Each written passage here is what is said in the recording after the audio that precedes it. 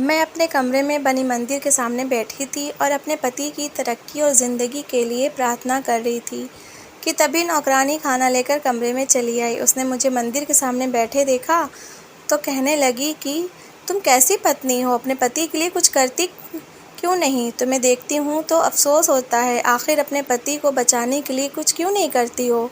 मैंने हैरत से नौकरानी को देखा, पता नहीं वो क्या कहना चाह रही थी। इससे पहले कि मैं कोई सवाल करती, मेरी सास ने उसे आवाज़ लगाई। वो जल्दी से कमरे से निकल गई। मुझे उसकी बात समझ नहीं आ रही थी। मैं अपने पति को क्या बचाती? मेरा पति कौन सा यहाँ था? वो तो विदेश में जा बैठा था। मुझे लगा कि शायद नौकरानी का दिमाग ख़राब हो गया है। वैसे भी ये यहाँ नहीं थी, उसे हमारे घर के बारे में क्या पता होगा? मैं यही सब सोचते हुए खाना खाने बैठी तो मेरी सास कमरे में चली आई। मैंने कुछ झिझकते हुए उनसे पूछा कि माँ, ये नौकरानी कैसी है? कभी कभी मुझे लगता है कि ये पागल हो गई है। मेरी बात सुनकर माँ हंस पड़ी और कहने लगी, तुम सही समझी हो। असल में इसका पति इसे बहुत मारता पीटता है। ये अपने घर में खुश नहीं है और इसीलिए ये नहीं चाहती कि कोई खुश रहे, उल्टी सीधी बातें करती रहती है। अच्छा ये है कि तुम इसकी बातों पर कान ना धरा करो। मैंने अपना सर हिलाया और कहा कि माँ आप ठीक कह रही हैं। पता नहीं बार बार क्यों मुझसे कहती है कि अपने पति को बचा लो। अब वो विदेश में है, उन्हें क्या हुआ है भला? मेरी बात पर सास ने गौर से मुझे देखा और कहने लगी, ये तो अजीब सी बात है, लगता है इस नौकरानी का दिमाग ज़्यादा ही चल गया है। मैंने तो ये सोचकर हमदर्दी में इसे रख लिया था कि इसका पति अच्छा नहीं है, 4 पैसे कमाएगी तो इसका और बच्चों का गुजारा हो जाएगा, लेकिन ये तो ज़्यादा ही पागल लग रही है। बहकी बहकी बातें भी करने लगी है, मेरे साथ भी ऐसे ही उल्टी बातें करती है। कहने लगी कि अपनी बहू को घर से निकाल दो, बिल्कुल अच्छी औरत नहीं है। पहले भी कितने मर्दों से तुम्हारी बहू का चक्कर चल चुका है, तुम्हें क्या मालूम? सास की बात सुनकर मेरे होश उड़ गए। मैंने कहा कि माँ ऐसी कोई बात नहीं है, लगता है इस नौकरानी का ज़्यादा ही दिमाग ख़राब हो गया है। मेरा किसी के साथ कोई चक्कर नहीं था। मेरे चेहरे की उड़ी रंगत देखकर सास कहने लगी, फ़िक्र ना करो, मुझे पता है कि तुम कैसी हो। मैं तो तुम्हें इस नौकरानी का बता रही हूँ कि इसका दिमाग ठीक नहीं है। इसकी किसी बात पर ध्यान ना दिया करो। सोचो अगर मैं उसकी बात पर यकीन कर लेती तो क्या होता? अपनी सास की बात सुनकर मैं उनकी एहसानमंद हुई जो उन्होंने नौकरानी की बात पर यकीन ना किया और मेरे चरित्र पर भरोसा रखा। वैसे भी जिन हालातों में मैं यहाँ शादी होकर आई थी, मेरी सास का मुझ पर इतना भरोसा करना मेरे लिए एक एहसान ही तो था। मेरी सास कुछ देर मेरे पास बैठी और कहने लगी, बस तुम हर वक्त भगवान से प्रार्थना करती रहा करो और मेरे बेटे के लिए। मेरे दिल में को डर लगा रहता है, वो अकेला विदेश में है, बस इसलिए ना। सुना है पत्नी की प्रार्थना पति को जल्दी लगती है, तभी तो मैं तुम्हें कहती हूँ कि हर वक्त भगवान की पूजा अर्चना करने में बिजी रहा करो। अपनी सास का बेटे के लिए मोहब्बत देखकर मेरी आंखों में आंसू आ गए थे। मैंने माँ बेटे की ऐसी मोहब्बत देखी ही नहीं थी। मैंने खुशी से अपनी सास से कहा कि आप बहुत ही अच्छी माँ हैं। मेरी सास धीरे से मुस्कुराई और कहने लगी, बस क्या करूँ, मजबूरी है मेरी, करना पड़ता है मुझे ये सब कुछ। अगर मैं फ़िक्र नहीं करूँगी तो कौन करेगा? वो जाते जाते तुम्हारी जिम्मेदारी भी मेरे कंधों पर डाल गया है। बस इसलिए हर वक्त परेशान रहती हूँ कि कहीं मुझसे कोई ऊंच नीच ना हो जाए। मैं जालिम सास का किरदार अदा नहीं कर सकती। अपनी सास की बात पर मैं हंस पड़ी और कहा कि माँ आप तो इतनी अच्छी हैं कि मेरी सगी माँ भी होती तो शायद ऐसा ख्याल नहीं रख पाती। मुझे आपसे भला क्या शिकायत होगी? मेरी माँ के जाने के बाद आपने दिन रात मेरा ख्याल रखा है, आप बेफिक्र रहिए। मैं हर वक्त उनके लिए प्रार्थना करती रहती हूँ और आपकी भी अच्छी सेहत के लिए प्रार्थना करती हूँ। आपका साया हमेशा मेरे सर पर बना रहे। मेरी सास ने मोहब्बत से मेरे सिर पर हाथ रखा और उठकर कमरे से निकल गई। मैं सोचने लगी कि मैं कितनी सौभाग्यशाली हूँ जो मुझे सास के नाम पर ऐसी औरत मिली है जिसने मुझे कभी कोई कमी ना होने दी। वरना मेरा पति तो शादी की पहली रात ही मुझे छोड़कर विदेश चला गया था और ये बात भी मुझे मेरी सास से पता चली थी। मैं अपनी सास के दूर के रिश्तेदारों में से थी। मेरी माँ की मौत पर मैं बिल्कुल अकेली रह गई थी, कोई मेरे सिर पर हाथ रखने वाला भी नहीं था। उस वक्त ना मेरी सास ने मेरे सर पर हाथ रखा बल्कि मुझे अपने घर लाकर अपने इकलौते बेटे से मेरी शादी भी करवा दी। मेरी सास ने मुझे बताया था कि मेरा पति विदेश से कुछ ही दिनों की छुट्टी पर आया हुआ है। ये उसकी छुट्टी का आखिरी दिन था। मेरी सास ने झटपट मेरी शादी करवा दी। कुछ देर बाद मोहित परदेश के लिए रवाना हो गया। ये खबर भी मुझे मेरी सास से ही मिली थी। मेरा पति जाते जाते मुझसे मिल नहीं पाया। मैं तो वैसे भी अपनी माँ के गम में निढाल थी। उस वक्त मुझे उस शादी का या अपने पति का कोई होश नहीं था। मैंने सारा दिन कमरे में बंद रहकर गुजारना शुरू कर दिया था और जब कुछ दिनों बाद मेरी हालत कुछ संभली तो मेरी सास मेरे पास आई और कहने लगी कि बेटी मेरा बेटा तो विदेश चला गया है, अब तुम मेरी जिम्मेदारी हो, मैं तुम्हारा पूरा ख्याल रखूँगी। बस मैं चाहती हूँ कि तुम अपने कमरे में ही रहा करो, भगवान की पूजा किया करो। भगवान की पूजा में लीन रहोगी तो तुम्हारा दिन अच्छा गुजरेगा। घर में कामकाज के लिए नौकरानी है, मैं भी सारा दिन अपने कमरे में भगवान की पूजा करती हूँ और इसी में ही मेरा दिल लगता है। और तुमसे भी यही कहूँगी कि तुम दुनियादारी से ज़्यादा भगवान को याद किया करो। मेरी सास मुझे इस वक्त दुनिया की सबसे अच्छी औरत लगी थी, क्योंकि उनकी राय मुझे बहुत पसंद आई थी। इस दुनिया में अब मेरे लिए कुछ नहीं रखा था। जिस तरह अचानक मेरी माँ की मौत हुई थी, मैं खुद भी बहुत ज़्यादा डर गई थी। इंसान की ज़िंदगी और मौत का कुछ भरोसा नहीं, इसलिए मैंने अपनी सास की बात मान ली और सारा सारा दिन कमरे में बंद रहकर कभी भगवान की पूजा करती तो कभी रामायण पढ़ती। यही मेरी दिनचर्या बन चुकी थी। मैंने अपने पति को बस एक नज़र ही देखा था, ना ही मेरी उनसे कोई बात हुई थी, ना ही हमारे बीच कोई रिश्ता बन सका था। लेकिन मेरी प्रार्थनाओं में वो हमेशा पूरी तरह से शामिल थे, क्योंकि माँ के मरने के बाद अब सास और पति ही मेरा सब कुछ थे। मैंने तो पलट कर उस घर की तरफ भी नहीं देखा था जिसमें मेरी माँ की मौत हुई थी। मेरी सास ने बताया था कि उन्होंने वो घर किराए पर दे दिया है और उसका किराया भी वो मुझे लाकर दिया करती थी, लेकिन मैं उन्हें इनकार कर दिया करती थी। मुझे पैसों की ज़रूरत नहीं थी, इस घर में किसी चीज़ की कोई कमी नहीं थी, मैं तो पैसों का क्या करती। मैं हर तरह से सुकून में थी। लेकिन जब भी नौकरानी मेरे कमरे में खाना लेकर आती, वो बहुत ही अजीब नज़रों से मुझे देखती और जब भी उसको मौका मिलता तो वो यही कहती कि अपने पति को बचा लो, तुम्हें उस पर तरस नहीं आता। एक दिन मैंने उससे पूछ ही लिया कि आखिर तुम्हारे साथ क्या परेशानी है, क्यों बेकार की बातें करती हो। मेरे पति विदेश में हैं, वो वहाँ ठीक ठाक है। मेरी सास मुझे खुद बताती हैं कि उसका रोज़ फ़ोन आता है, फिर तुम ऐसी बातें क्यों करती हो।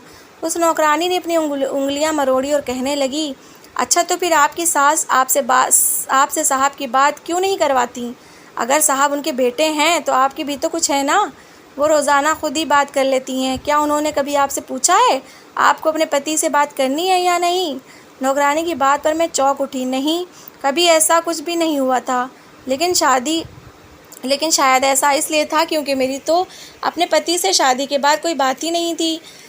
मैं उनसे फ़ोन करके क्या बात करती। वो नौकरानी घबरा कर कहने लगी, मैम साहब मेरी बात पर यकीन करें, अगर आप अपने पति को नहीं बचाएंगी तो सारी ज़िंदगी पछताएंगी। इससे पहले कि मैं कोई और सवाल करती, मेरी सास कमरे में चली आई। उन्होंने घूर कर नौकरानी को देखा और कहने लगी, तुम यहाँ मेरी बहू से क्या बातें करती रहती हो, तुम्हारा दिमाग तो पहले ही ख़राब है, इस बेचारी को भी परेशान कर देती हो। अपने से काम क्यों नहीं रखती हो। तुम्हारा पति तुम्हें मारता पीटता है, बिल्कुल सही करता है, तुम्हारी हरकतें ही ऐसी हैं। मेरी सास का कड़क लहजा सुनते ही नौकरानी के पसीने छूट गए। वो फ़ौरन कमरे से निकल गई। मैंने अपनी सास की तरफ देखा तो उनके चेहरे पर दोबारा से मुस्कुराहट आ गई थी। कहने लगी, पता नहीं इसे क्या परेशानी है, हर वक्त बस कभी दीवार से कान लगाए रखती है, कभी दरवाजे से ना जाने क्या सुनने की कोशिश करती। कभी मुझसे तुम्हारे बारे में कुछ कहती है तो कभी तुमसे मेरे बारे में। मुझे तो लगता है कि हमारे घर का सुकून बर्बाद करने के पीछे लगी है। मैंने फ़ैसला कर लिया है कि मैं इसे निकाल कर बाहर करूँगी। बस किसी नई नौकरानी के बंदोबस्त हो जाए तो मैं इसे जान छुड़वा लूँगी, इससे पहले कि ये हम सास बहू के बीच फसाद पैदा करे। सास की बात पर भी मुस्कुराहट उठी। इनका काम यही होता है, यहाँ की वहाँ करना, मालिकों को लड़वाना और ख़ुद मौके से फ़ायदा उठाना। लेकिन एक बात थी जो बहुत अजीब थी, जो उस कुछ नौकरानी ने कहा था वो वाकई सच था। सास ने कभी मेरे पति से मेरी बात नहीं करवाई थी। सास खुद ही मुझे मोहित की खैरियत की खबर सुनाया करती। कुछ देर मुझसे बातें करने के बाद जब मेरी सास कमरे से जाने लगी तो मैंने उनसे कहा कि माँ एक बार मोहित से मेरी बात करवा दीजिए। नौकरानी की बातें सुनकर तो मेरा दिल घबराने लगता है। मेरी बात पर सास ने नाराज़गी से मुझे देखा और कहने लगी कि एक नौकरानी की बात ने ही तुम पर इतना असर डाल दिया है कि सास की बात पर भरोसा नहीं रहा। मैं तो तुम्हें रोज़ उसकी खैरियत बताती हूँ, लेकिन लगता है तुम्हें नौकरानी की बात पर ज़्यादा भरोसा है। तो चलो ठीक है, मैं करवा देती हूँ तुम्हारी बात, ताकि तुम्हारी तसल्ली हो जाए और तुम्हें पता चले कि मैं झूठ तो नहीं कह रही हूँ। सास की बात सुनकर तो मेरे तोते ही उड़ गए।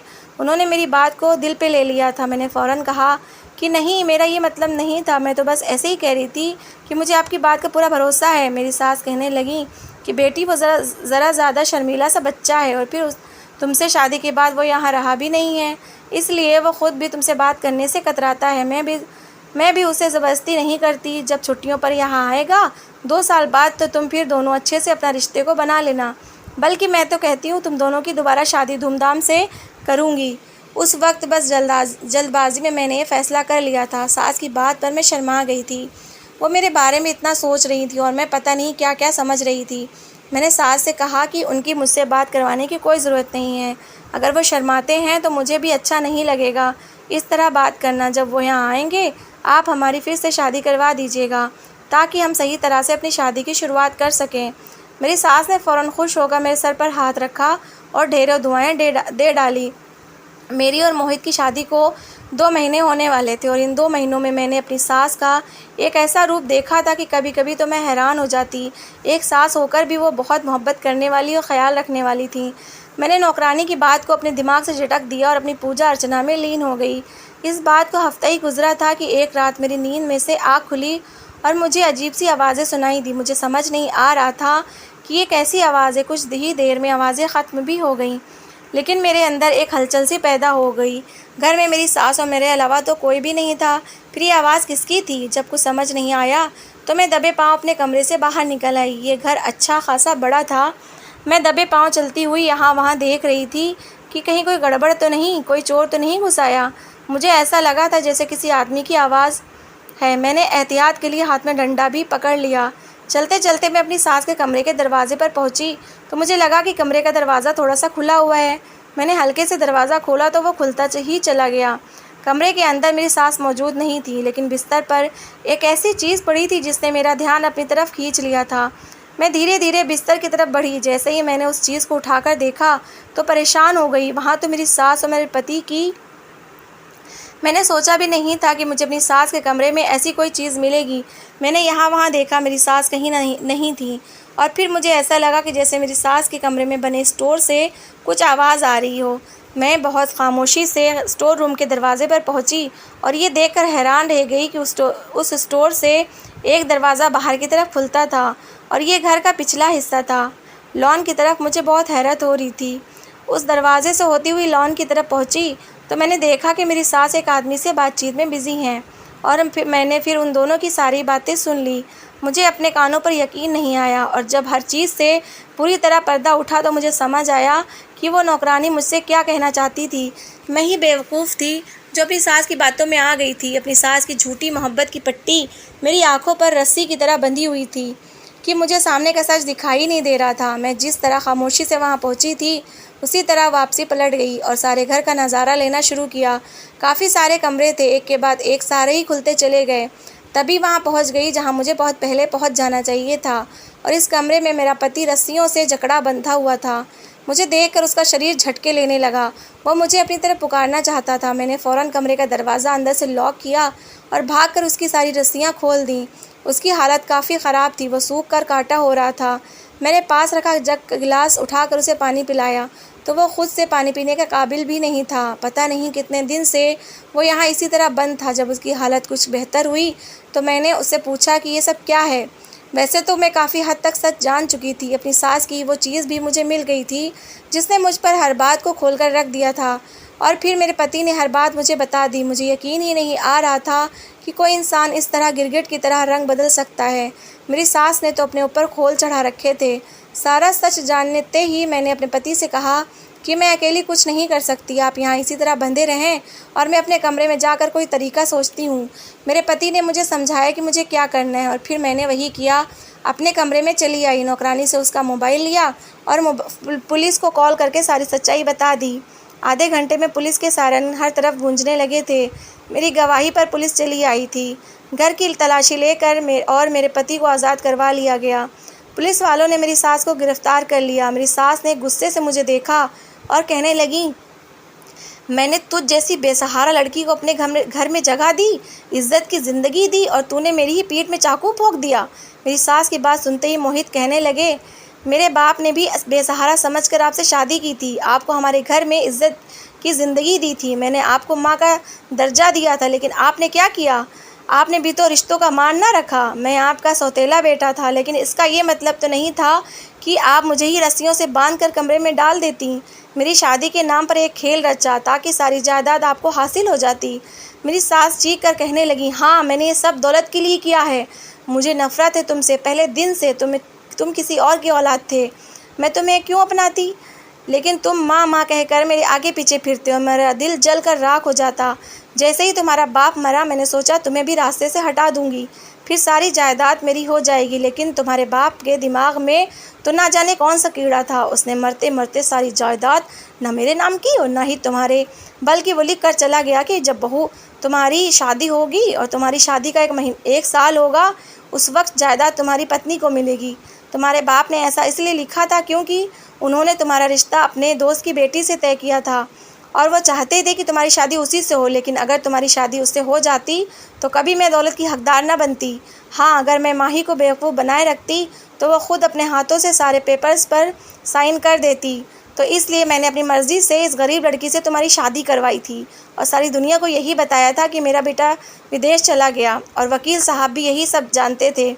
मैं वकील साहब के सामने भी एक अच्छी सास होने का ड्रामा करती रही ताकि जब 1 साल पूरा हो जाए तो जायदाद आसानी से हासिल कर सकूं। लेकिन इस लड़की ने तो सब कुछ बर्बाद करके रख दिया।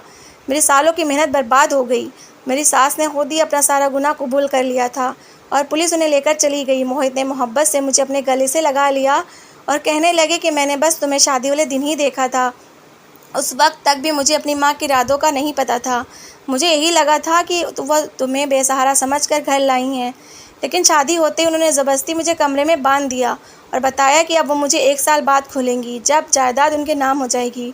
अगर वो हम दोनों को मिलने देती तो तुम्हें सारा सच खुद ब खुद पता चल जाता और फिर दौलत कभी उनके हाथ ना आती। इसलिए उन्होंने एक गंदा खेल खेला।